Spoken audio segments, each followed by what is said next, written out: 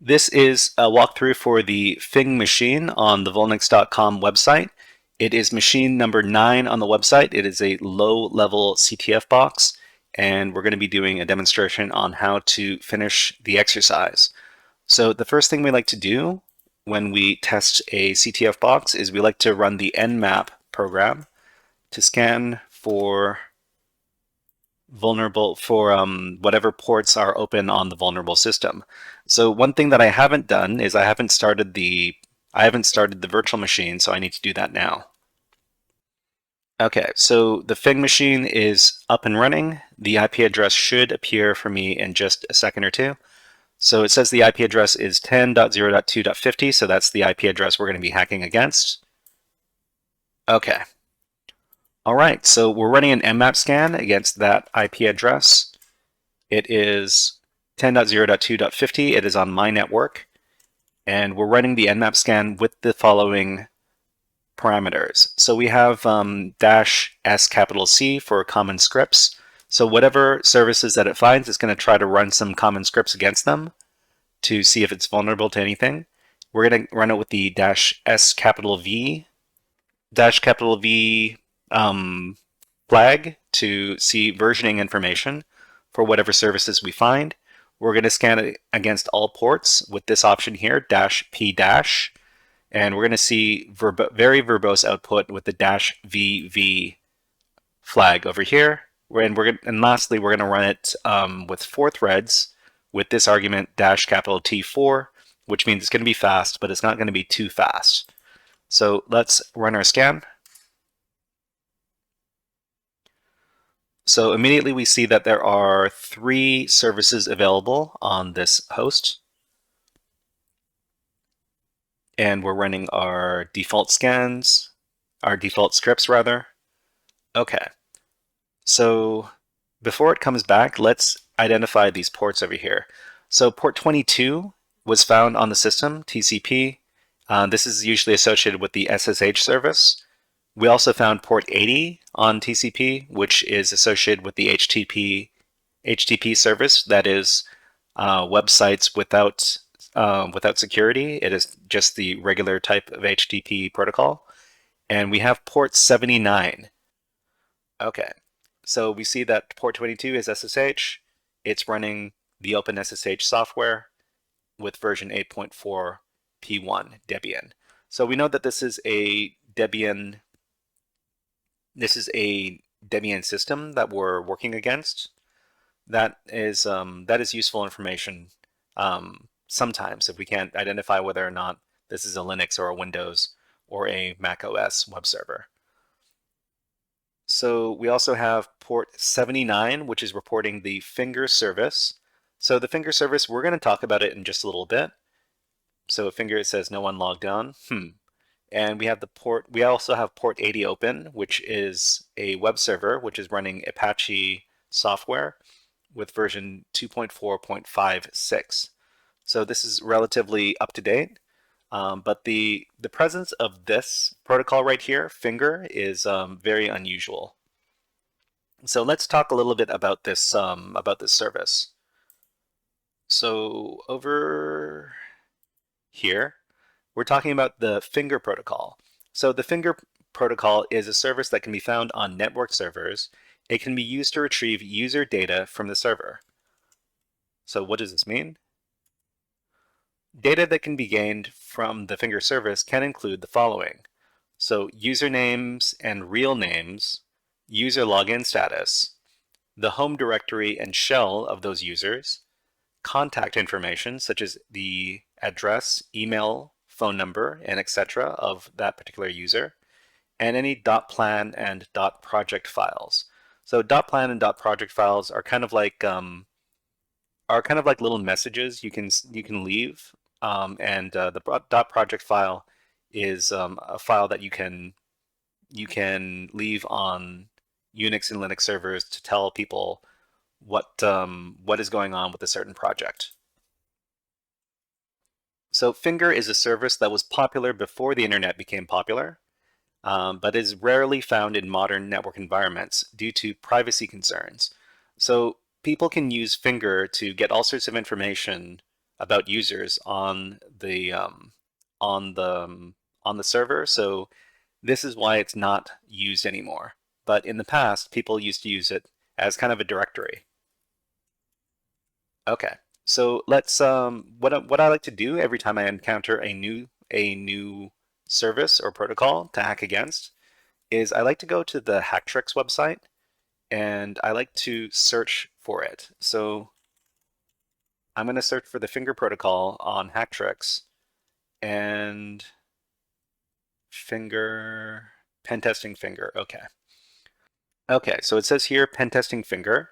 So basic information. So it's a program service used for retrieving details about computer users. Okay, by default it runs on port 79, and it tells us how to do basic banner grabbing and connection to it. We can also use user enumeration. So it says here, alternatively, you can use the Finger user enum script from Pentestmonkey with some example commands over here. So what we can do is we're going to try using the script to enumerate users on the system. So I'm just going to go over to this page. So it says Finger user enum, username guessing tool primarily for use against the default Solaris Finger service. All right, so download the software here. So we're going to copy the link, and then we're going to move into our temporary directory. So I like to work inside a temporary directory when I'm doing CTF challenges, just so I don't clutter up my my file system with a bunch of stuff that I'm using to do this pen testing. So first of all, I'm going to download this file. So we're downloading this enumeration script. It's been compressed, so we need to uncompress it. So this is it over here. We're just going to unzip this file, and then it's also tarred. So we have to use tar with these arguments over here to untar the file. Okay, so this is the directory that is created, and all the files are copied to it. Let's move into that directory. Okay, so we've got our finger user enum.pl file. So this is a Perl script. Perl is a scripting language. It was very popular in the past, but it's not so popular anymore. But you'll still see some scripts floating around the internet that are written in Perl. And Kali Linux over here, this is the OS that I'm using, does have Perl installed, so we can run these Perl scripts. So I think to do enumeration, let me grab an example command syntax. So finger user enum.pl -u users okay. So we need to get a users list. So we're going to enumerate for users, so we need a word list with a bunch of usernames. So I'm going to locate sec lists. So sec lists is a bunch of different word lists for doing security testing, and I'm going to look for username. Okay, so seclist has a bunch of usernames. We've got 10 million usernames. Top usernames shortlist. Maybe I'll get this one with 10 million usernames. Okay, let's try this one. 10 million usernames. So we're going to copy this, and then we're going to run Perl finger user enum.pl with the user lists and this user list right here. I think this is all we need to do, but let me check. Oh, we need to supply the the IP address, of course. So -t and then the IP address, which is 10.0.2.50, and we're going to run the script. So it's going to run.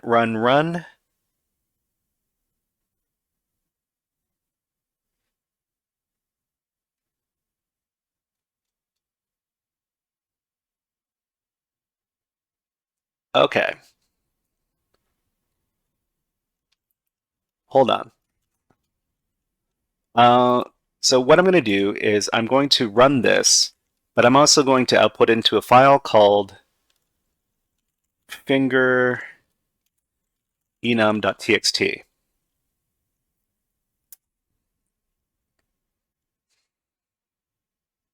Okay, so that should be running.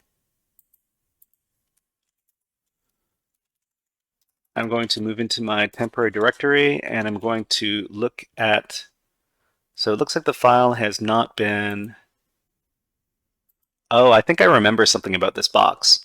So once you start fuzzing the finger service goes offline. So let me do netcat,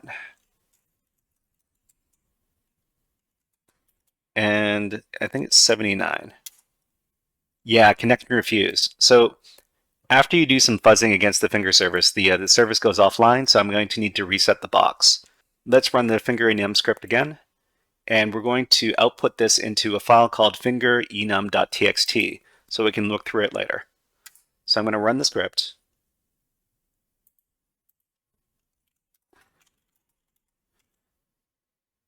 And then we should see, oh, it should be in the finger enum. Okay, so fingerenum.txt is what we're looking for. So we can see the progress of the script over here. And what we're looking for is a user with a shell. So a user with a shell is probably going to be in the home directory. So we're going to grep for the pattern home. So we found a user, and the user's name is Adam. So Adam's directory is in /home/Adam. So we know that there is a user on the system called Adam, so we have something to go on. Unfortunately, if we were to look at the web page for this particular challenge over here, so 10.0.2.50, we see that there is a Debian default page here. So the Debian default page here indicates that there's no actual website here. There's a web server here. It doesn't actually point to anything. And if we were to do something like directory busting on this particular web server, we wouldn't be able to find anything. So once you run out of options, whatever you have left on the table is what you need to do. And in this case, the only information that we have is that there is a user on the system named Adam. So that means the only thing we have left to do is to do some SSH brute forcing. So SSH brute forcing means that we're going to try to brute force the password for the Adam user on the server. And in order to do that, we're going to run the following script. So this is the Hydra program. The Hydra program is used to get to brute force online services. So in this case, the online service that we're going to brute force is the SSH service. We know there's a user named Adam on the system, and we know the IP address. We're going to run it with at the maximum speed, just so that it doesn't take too long. But usually, this is a last resort kind of thing that we would do, because brute forcing SSH usually leads to lockouts, because there are a lot of SSH services that are secured by a program called fail to ban, and if your IP address supplies a number of incorrect SSH logins within a short amount of time, it will block your IP from accessing the server. But anyways, let's run the Hydra program. So this is going to run and try to brute force the program. It's going to try to log in as Adam using all of the passwords on the rocku.txt word list. So the rocku.txt word list is a very old word list. I think it was leaked out in sometime in the 2000s, and it has the top 14 million most common passwords on it. So whenever we do password brute forcing, we usually use a very large word list, such as the rocku.txt list. So we're going to wait a little bit for this to come back. So the Hydra program is finished running against the Adam user, and the username is Adam, and the password is passion. So we just need to remember this. We're going to use this to log into the SSH server. So it's going to be SSH Adam at this IP address. So we managed to brute force the password. The password was passion, so I'm just going to type in passion as the password, and we are in. Okay, so I just need to put on my voice changer. Hey everybody, this is my scary hacker voice. I put this voice on every time I break into a web server, so I can put on my scary hacker voice and say, I'm in. And then I go back to my normal voice. All right, so we're in. So Adam at Fing over here. So the first thing we like to do when we break into a web server is we like to run the sudo l command to see what sudo permissions we have as a current user. So it says orden no encontrada. This is Spanish, I think. It means command not found. All right, so the second thing that we do is we look for any SUID binaries. SUID binaries are binaries on the system that run with elevated privileges. And I think, let me look up how we find these, because I keep on forgetting. So it's a find command, find SUID binaries. And the command we're looking for is this right here. So this is going to find SUID binaries on the system. So it's files with this particular setting with its permissions. So perm equals u equals s. S I would suppose is the SUID bit. Let's search for those.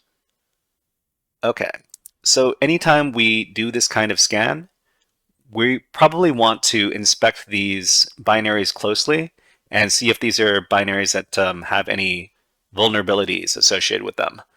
So we could look through these one by one. If there's something that is super stands out immediately, we might be able to point that out. But if you're not sure, you can always just highlight the entire list over here and feed this to something like ChatGPT. So we can go over to ChatGPT and ask it, this is a list of SUID binaries on a CTF server. Are any of them unusual? Unusual. And then paste in all of the list of binaries. And then ChatGPT will probably, most of the time it is able to point out if there are any unusual binaries in the SUID list. Okay, so it talks about most of these binaries, and it's going to tell you that most of these binaries are very normally set as SUID binaries. But there's this one over here that stands out as potentially unusual. Doas is an alternate to sudo and is often used on BST systems. It's also available on Linux. So what is this binary over here? Let's talk about this while we get ready to do our privilege escalation. So privilege escalation, SUID, do as. Do as is a Unix Linux program that allows a user to run commands in the context of another user. It is similar to the sudo command, but do as has a much simpler setup process. So the configuration for the doas program can be found in the etc/doas-conf file. So let's take a look at that now. So in the system, we're going to cat /etc/doas.cnof conf, and it says this, but what does this mean? Let's take a look. So for this example, in this configuration, without providing a password, keeping the current environment variables, the Atom user can run as the root user the user bin find command. So over here, permit, no password, keep environment, Atom user as root, this command, user bin find. In this example, the user can run the find command as root, and it can be used as a method of privilege escalation through doas. So because we can run the find command as the root user, we're essentially running sudo find, the sudo command with the find program. So the find command is used to locate files and directories on a file system that match specified parameters. One feature of the find command is the ability to run system commands on the files or directories that it finds. So if a user can run it with sudo, it can be used to open a root shell with the above command. So if we were to do sudo find on the current directory, and anything we find, we run the following command, bin sh, which is opening up a shell. Because it's running as sudo, this is going to be a root shell. And then after it finds the first thing, it's going to quit.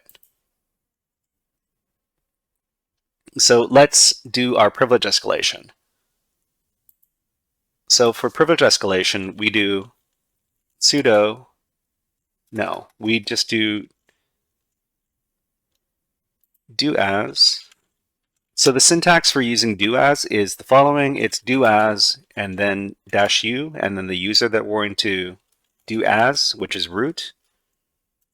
We're going to run user bin find, and we're going to run this on the current directory exec, which is to run the bin sh binary, which means we're going to open up a root shell.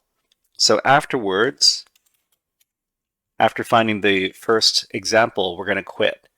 So this is the way that we use doas combined with the find command as root to open up a root access shell. So when we run this, we see that our prompt has changed. It is now the octothorpe over here. We ask who am I? We are root. Okay, so we're now root. So we've almost finished the exercise.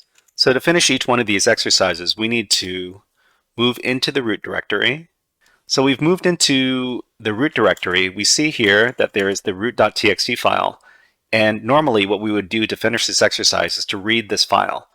But we're not going to read the file because the organizers over at the VulNyx website don't want people who do video walkthroughs and write-ups to reveal the contents of the flags. So what we're going to do instead is we're going to cat root.txt, but we're going to redirect that into a file called iReadRoot.txt. And we're going to see that both the iReadRoot.txt file and the root.txt file have the same file size. And we're also going to run md5 sum on root.txt and iReadRoot.txt. And we see that the nd5 sums are the same for both of these files, which means that we've essentially read this file and completed the challenge. Hey there, HackerFrogs! Are you enjoying this workshop? Learning new concepts and skills? If so, there's a way you can support the channel, and it's totally free. Just click on the subscribe button below the video. Also, click on the like button. And if you have questions or comments on this workshop, please leave them below the video. Thanks for listening. And now, back to our scheduled programming.